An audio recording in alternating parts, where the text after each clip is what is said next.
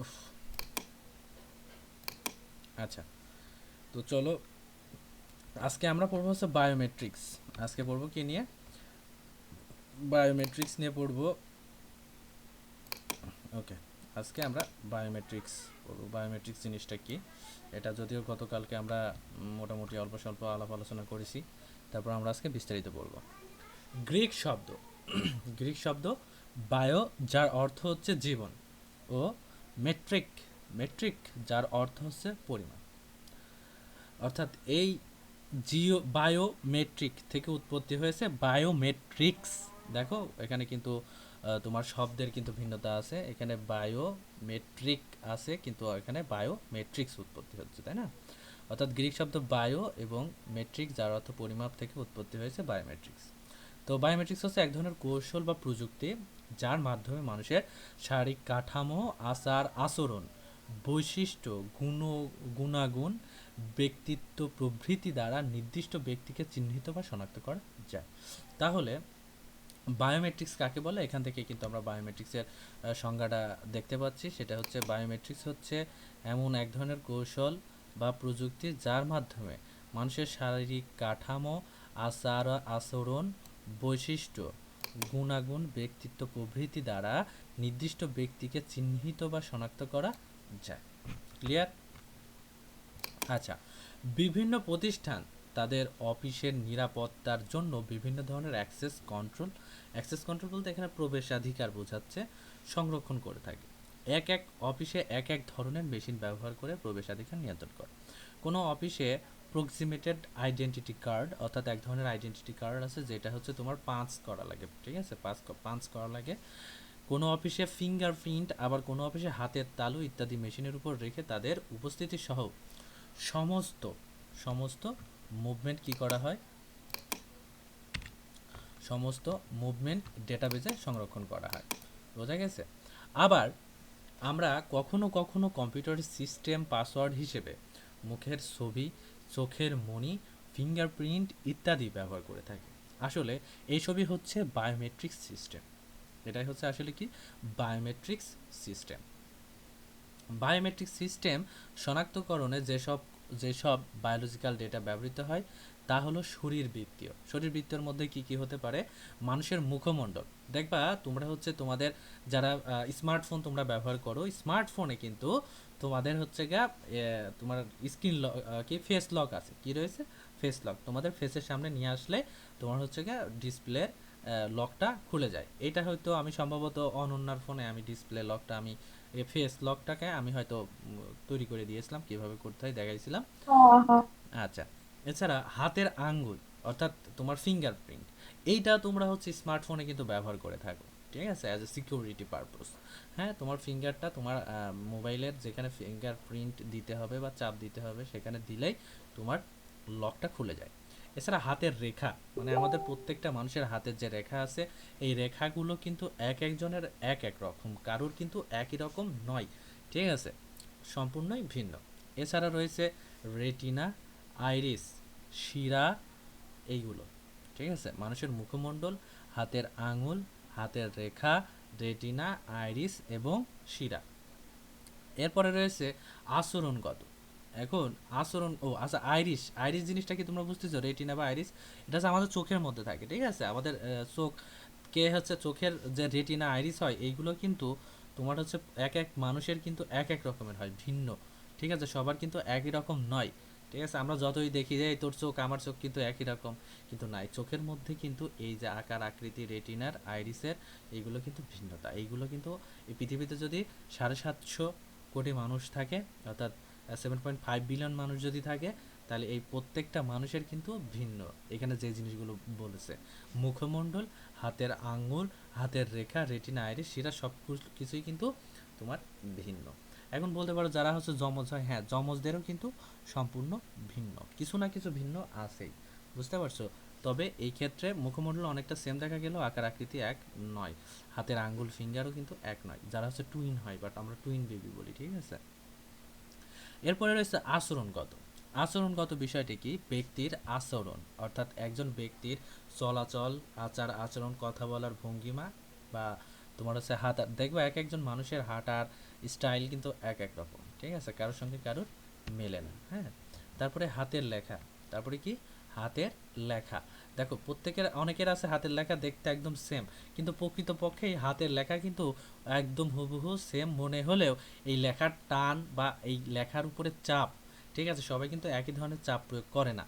হুম, আমরা হয়তো একদম হুবহু একজনের লেখা একজন কপি করে দিতে পারে, কিন্তু যদি সেটা আমরা মেশিন দিয়ে যদি আমরা সেটাকে নিরূপণ করার চেষ্টা করি, তাহলে দেখব যে দুজনের হাতের লেখা সেম নয়। সেম কলম দিয়ে সেম জায়গায় সেম পৃষ্ঠায় সেম জায়গায় লিখবে, তারপরেও মেশিনের মাধ্যমে সেটাকে ভিন্নভাবে আমরা দেখতে পারবো যে এইটা একজনের লেখা, এটা আরেকজনের লেখা। কারণ এখানে কিন্তু প্রেশারেও একটা ফ্যাক্ট, কেউ সেম লেখাটা হালকা প্রেশার দিয়ে লেখে, কেউ সেম লেখাটা একটু বেশি প্রেশার দিয়ে লেখে, কারোর শেষের দিকে যা প্রেশার কম হয়, কারোর শেষের দিকে যা প্রেশার বেশি হয়, ঠিক আছে, এরকম তোমার আমরা হাতের লেখাটাকে আলাদা করতে পারি। কথা বলা, দেখো মানুষের কথা বলা বা ভয়েস, স্বর প্রত্যেকটা মানুষেরই কিন্তু ভিন্ন। এছাড়া চলাফেরার স্টাইল। এখন এই সব বিষয়গুলো নিয়ে দেখো নিচে বর্ণনা করা হয়েছে, আমরা এই বিষয়গুলো মোটামুটি বর্ণনা দেখব। এই দেখো এখানে বায়োমেট্রিক্স একটা একটা তোমার হচ্ছে চিত্র দেওয়া রয়েছে, এখানে লেখা রয়েছে বায়োমেট্রিক্স। বায়োমেট্রিক্সে কিন্তু ফিজিওলজিক্যাল মানে শারীরিক যে তোমার হচ্ছে গিয়ে আচরণ, শরীরবৃত্তীয় যে আচরণ, তার মধ্যে থাকছে ফেস, অর্থাৎ এই যে এখানে একটা মেয়ের ফেস দেখতে পাচ্ছ, ফিঙ্গারপ্রিন্ট, এই যে হাতের আঙুলের ছাপ। হুম, এছাড়া তোমার হচ্ছে এখানে আজকে হচ্ছে হ্যান্ড, হাত।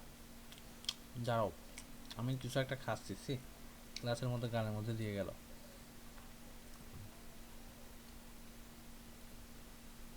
আচ্ছা, এখানে আছে হাত, এছাড়া রয়েছে আইরিশ, এই যে আমি চোখের মনির কথা যেটা বললাম, আমরা চোখের কথা বললাম, আইরিশ বা রেটিনা। এছাড়া ডিএনএ, এই যে ডিএনএ এখানে দেখাচ্ছে, এই মানুষের ডিএনএ কিন্তু ভিন্ন, বুঝতে পারছো, মানুষের ডিএনএ ভিন্ন। তোমার ডিএনএর সাথে, হ্যাঁ মানুষের ডিএনএ যেমন হয় স্ট্রাকচার, ঠিক আছে, যে মানুষের ডিএনএর স্ট্রাকচার এরকম, অমুক প্রাণীর ডিএনএ স্ট্রাকচার এরকম, ঠিক আছে, কিন্তু এই ডিএনএর মধ্যে আবার প্রকারভেদ আছে, বুঝতে পারছো, মানুষের ডিএনএর মধ্যে কি আছে, প্রকারভেদ আছে। এছাড়াও তোমার হচ্ছে আচরণগতর মধ্যে তোমার থাকতে পারে কি স্ট্রক, সিগনেচার, এই যে মানুষ বিভিন্ন ধরনের সিগনেচার করে না, তারপরে ভয়েস অর্থাৎ তোমার স্বর, এখানে যে তোমার ভয়েসের স্পেকট্রাম এখানে দেয়া রয়েছে। হ্যাঁ, যাই হোক, এখন আমরা মুখমণ্ডল সম্পর্কে জানি। মুখমণ্ডলের বৈশিষ্ট্য বিশ্লেষণ করে নিরাপত্তা দেওয়া এই প্রযুক্তিতে আলোর পার্থক্যের কারণে অনেক ক্ষেত্রে জটিলতা সৃষ্টি হয়। তাছাড়া চুলের স্টাইল, দাড়ি গোঁফ পরিবর্তন, মেকআপ ব্যবহার, গহনা ব্যবহার মুখমণ্ডল শনাক্তকরণে ব্যাহত করে। আচ্ছা, এই যে বিভিন্ন ধরনের কথা বললো না, যে দেখো তুমি তুমি জেনারেলভাবে হয়তো একটা ফেস লক ইউজ করছো, এরপর তুমি ফুললি মেকআপ টেকআপ করলে, হ্যাঁ, বিভিন্ন ধরনের গহনা টহনা পরলে অনেক সময় কিন্তু তোমার ব্যাহত হতে পারে, ঠিক আছে, এবং তুমি হয়তো বেশি আলোতে তুমি ফিঙ্গার লক, সরি তোমার ফেস লক করছো, পরবর্তীতে হয়তো একটু কম আলো আছে, ঠিক আছে, এরকম অনেক ক্ষেত্রে কিন্তু এই মুখমণ্ডল স্ক্যানিংয়ের ক্ষেত্রে কিন্তু অনেকটাই তোমার হচ্ছে গিয়ে এই শনাক্ত করতে যে তুমি এই ব্যক্তি, সেটা কিন্তু আমাদের স্মার্টফোন বা কম্পিউটার এই বা যেখানে ব্যবহৃত হয় সেই ক্ষেত্রে কিন্তু অনেকটাই ব্যাহত হয় বা বাধাপ্রাপ্ত হয়, ঠিক আছে, বা কাজ ঠিকঠাক করতে চায় না। কিন্তু এই যে হাতের আঙুল নিয়ে এখন পড়বো, এটা কিন্তু আমরা বলতে পারি যে এই কারো স্বতন্ত্র হাতের আঙুলের ছাপ বিশ্লেষণ করে নিরাপত্তা দেওয়া, এই হাতের আঙুলের মাধ্যমে ফিঙ্গারপ্রিন্ট পদ্ধতিতে ব্যবহৃত ডিভাইসের দাম কম, তাই এই পদ্ধতি ব্যবহারের খরচ তুলনামূলক কম, কিন্তু সফলতার হার প্রায় শতভাগ। দেখো এই ফিঙ্গারপ্রিন্টটা কিন্তু ম্যাক্সিমাম জায়গায় ব্যবহৃত হয়।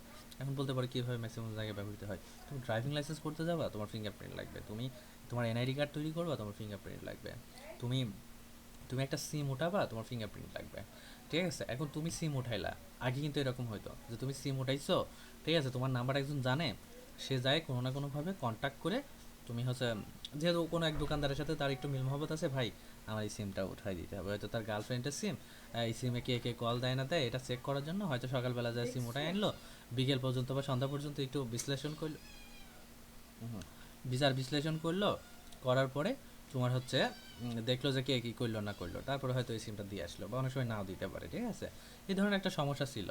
কিন্তু এই সমস্যাটা কিন্তু শতভাগ সমস্যা ঠিক হয়ে গেছে কিসের মাধ্যমে, হাতের আঙুলের ছাপের মাধ্যমে।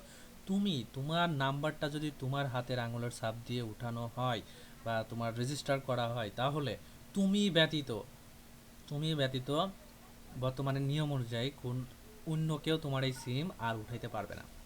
কারণ যখনই সিম উঠাইতে যাবে ফিঙ্গারপ্রিন্ট মাস্ট দিতেই হবে। আর ফিঙ্গারপ্রিন্ট সে দেবে, কিন্তু তুমি যে আগে ফিঙ্গারপ্রিন্ট দিয়ে রাখছো সেই ফিঙ্গারপ্রিন্টের সঙ্গে এই ফিঙ্গারপ্রিন্ট মিলবে না।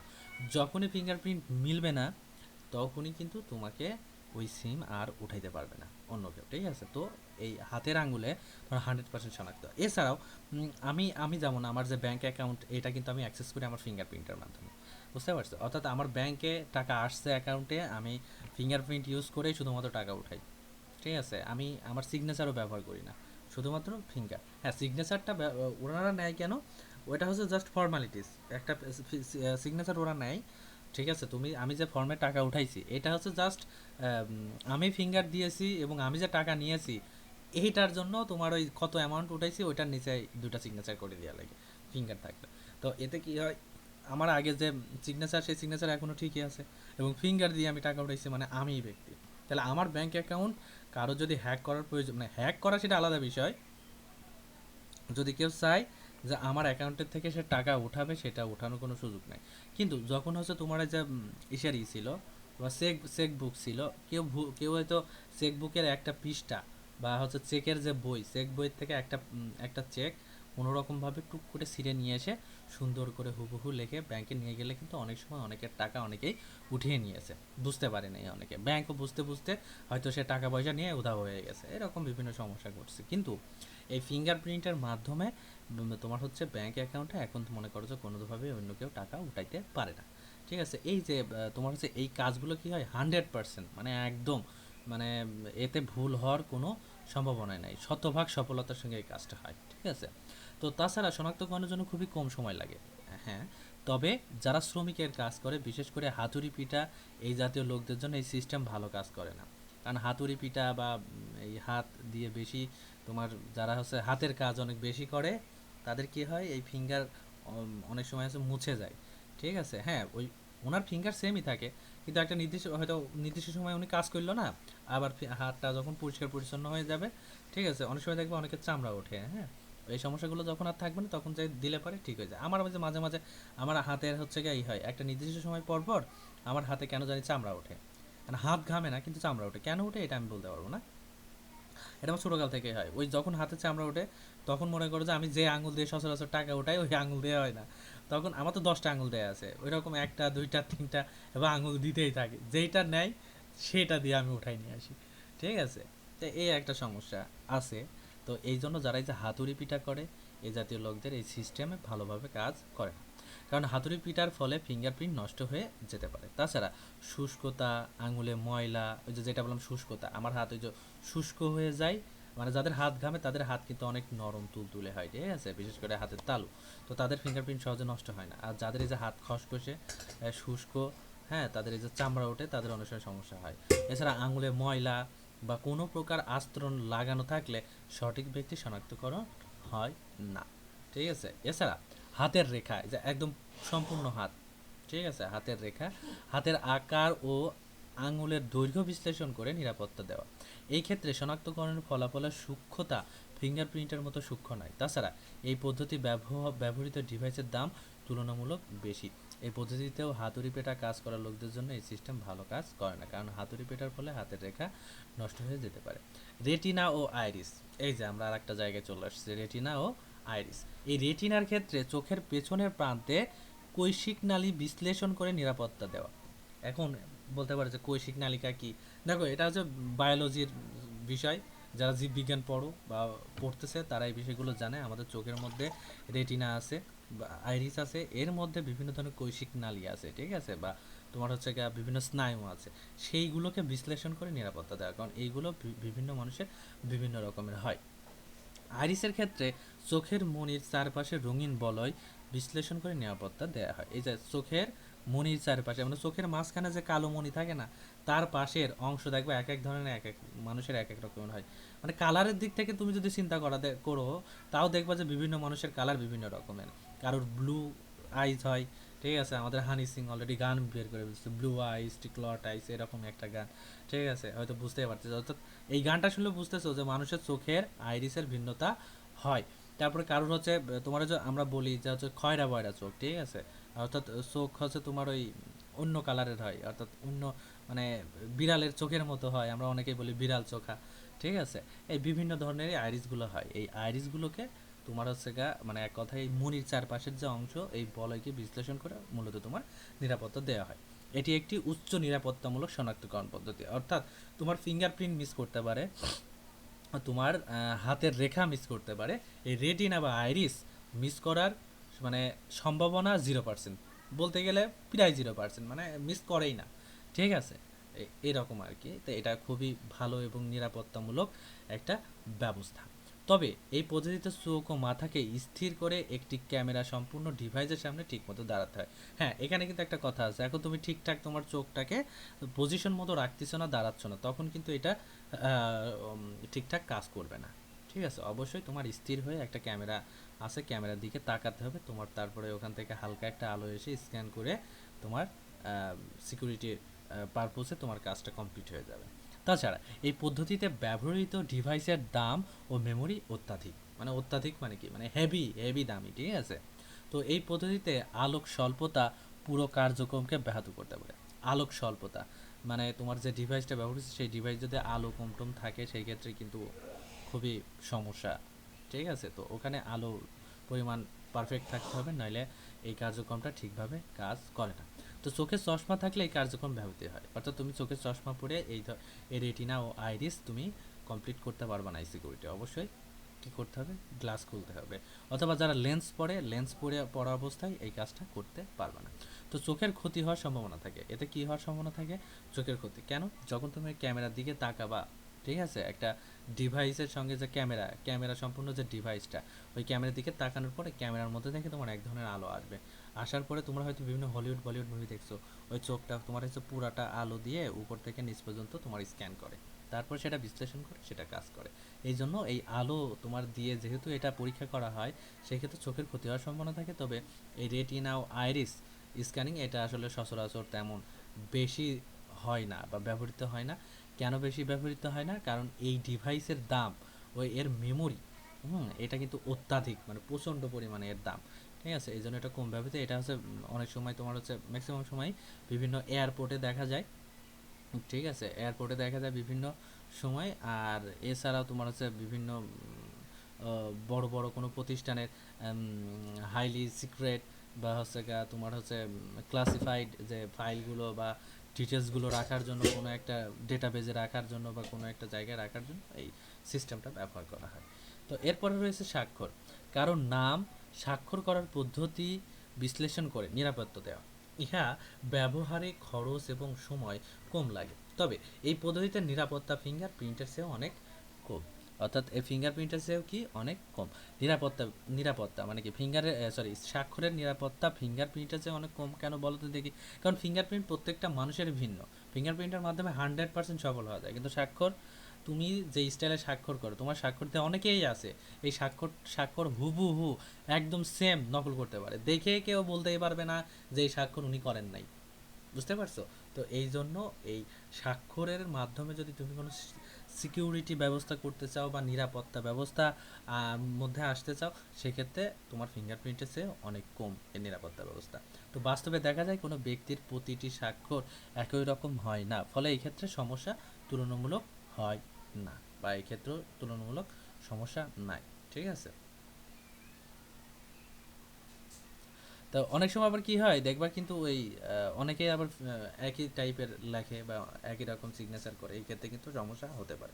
তো ওই জন্য ফিঙ্গারপ্রিন্টটা সব থেকে এখন বেশি ব্যবহৃত হয়, যাতে তোমার হচ্ছে লেখালেখির বিষয়টা, সরি মানে যেহেতু হচ্ছে এটা অল্প টাকায় পাওয়া যায়, ঠিক আছে, এই ডিভাইসগুলো তুমিও ইচ্ছা করলে কিনতে পারবা। ঠিক আছে, আমি ইচ্ছা করলে কিনতে পারবো আমার কম্পিউটারে। আমি করার জন্য আমার কম্পিউটারে মনে করো যে পাসওয়ার্ড দেওয়ার জন্য আমি ফিঙ্গারপ্রিন্ট কিন্তু নিতে পারি বা কিনতে পারি।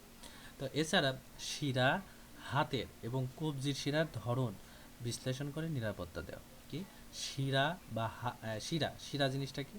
হাতের এবং কবজির শিরার ধরন বিশ্লেষণ করে নিরাপত্তা দেওয়া। এটা হচ্ছে ঠিক হাতের হচ্ছে তোমার কবজির নিচে। ঠিক আছে, তোমার যে হাত আছে না, হাতের হচ্ছে ঠিক কবজির নিচেই যে তোমার শিরাগুলো থাকে, এই শিরাগুলো বিভিন্নভাবে বিশ্লেষণ করা যায় আলোর মাধ্যমে, সেই শিরার মাধ্যমে তোমার হচ্ছে নিরাপত্তা ব্যবস্থা দেওয়া যায়।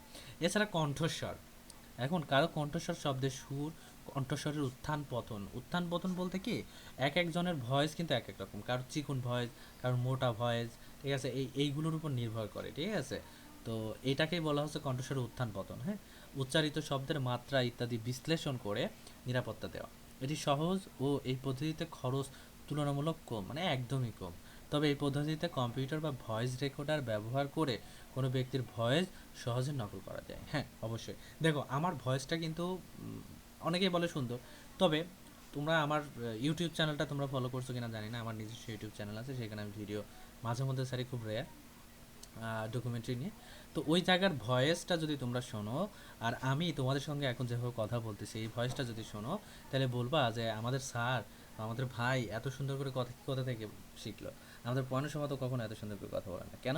আমি আমার ভয়েসটা রেকর্ড করবো, সেটাকে আরও সুন্দরভাবে কম্পিউটারের মাধ্যমে আরও সুন্দরভাবে এডিট করি, হ্যাঁ, যাতে ভয়েসটা শুনতে আরও সুন্দর লাগে, শ্রুতিমধুর লাগে, ঠিক আছে, এভাবে করি। তবে হ্যাঁ, কথা বলার ভঙ্গিমা এইগুলো তো নিজের মধ্যে, এডিটটা জাস্ট সিম্পল কিছু পরিবর্ধন আনলে পারে তোমার ভয়েসটা অনেক সুন্দর লাগে। হয়তো আমার ভয়েসটা একটু চিকন, আমি ওখানে যাই আমার পিচ বাড়িয়ে দিলে আমার ভয়েসটা মোটা হয়ে যাচ্ছে, শুনতে ভালো লাগছে, ভারী ভয়েস শুনতে ভালো লাগতেছে, ঠিক আছে। এটা মানুষ ভেদে এক একজনের এক এক রকম হয়, এবং এডিটের মাধ্যমে এটা সুন্দর করা যায়। তবে এই পদ্ধতিতে কম্পিউটার বা ভয়েস রেকর্ডার ব্যবহার করে কোনো ব্যক্তির ভয়েস সহজে কী করা যায়, নকল করা যায়, যেটা বললাম আর কি। হ্যাঁ, কেউ চাইলে পারে, করতে পারে। ফলে এই পদ্ধতির নিরাপত্তা একেবারেই কম, মানে এই ভয়েসের মাধ্যমে তুমি যদি নিরাপত্তা নিতে চাও, একদমই মনে করো যে বলতে গেলে যে জিরোর কোঠায়, ঠিক আছে।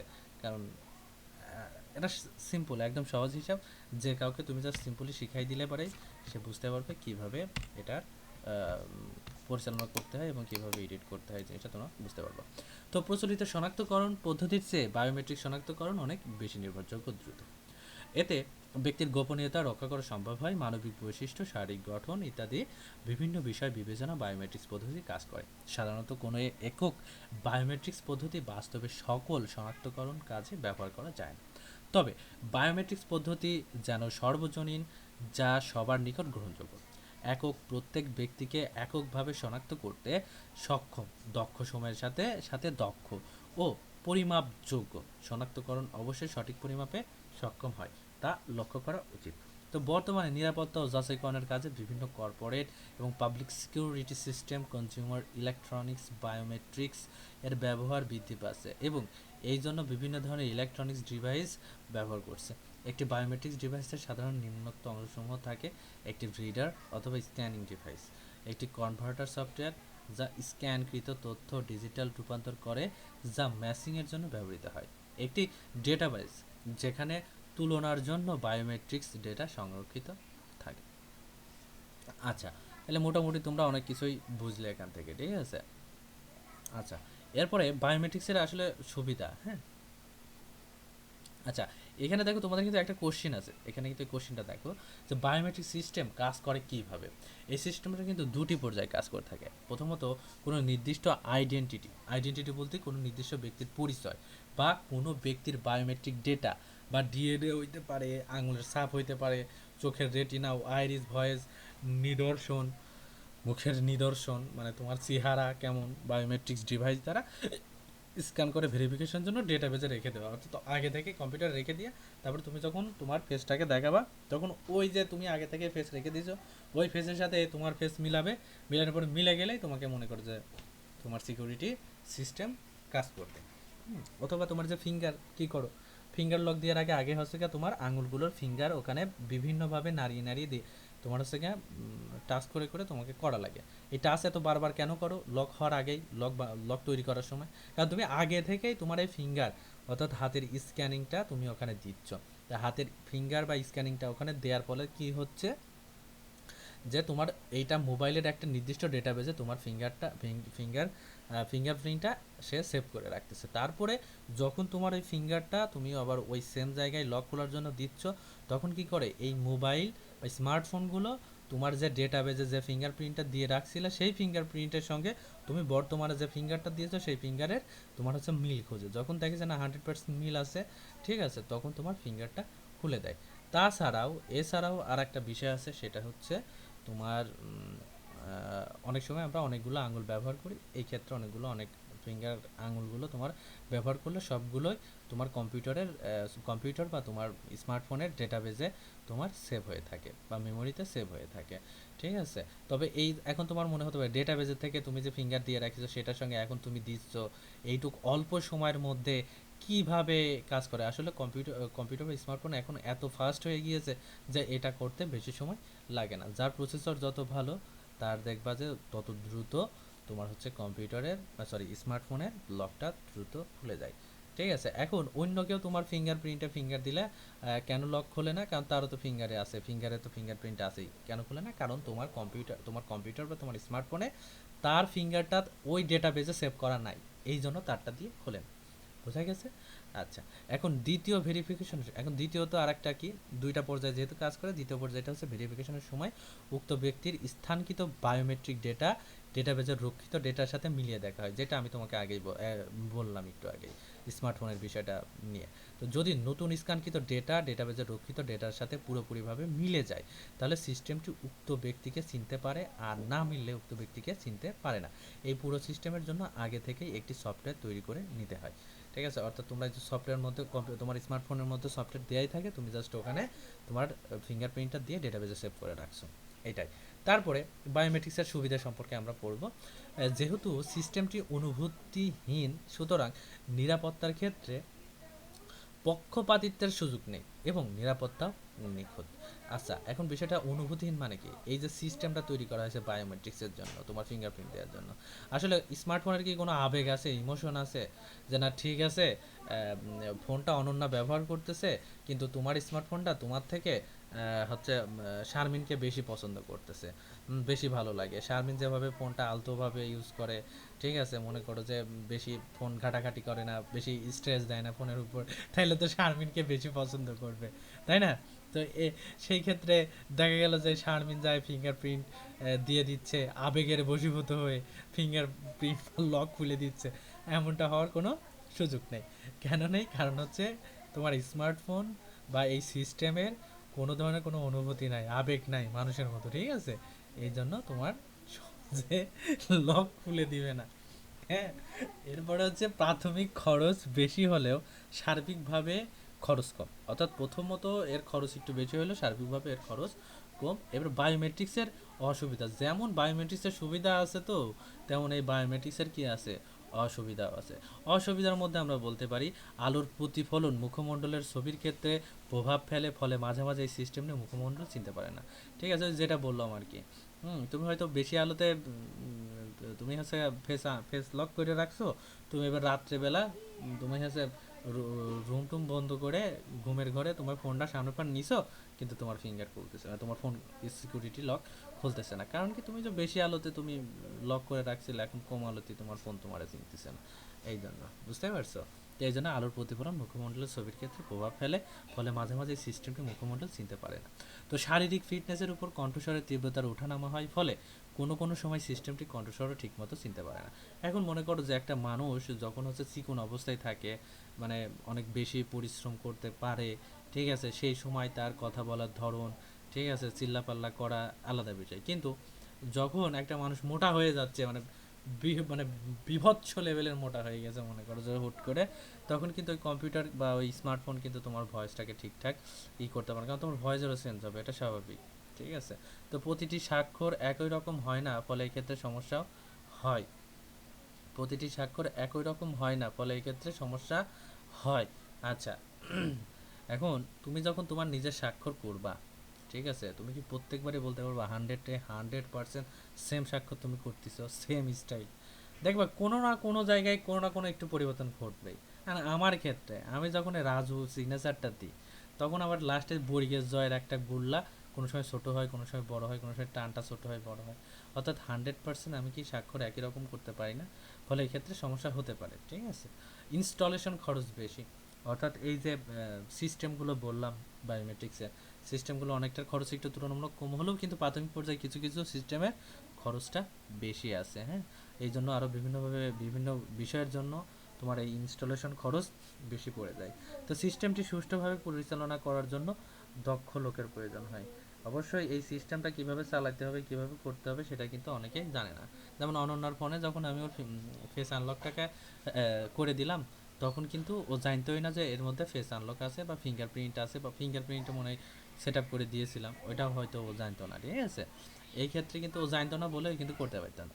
পরবর্তীতে করে দেওয়ার পরেও জানছে, অর্থাৎ এটা জানতে হবে, সিস্টেমটা সুষ্ঠুভাবে পরিচালনা করতে জানতে হবে এবং দক্ষ হতে হবে, নইলে একটা অসুবিধা থেকেই যাচ্ছে।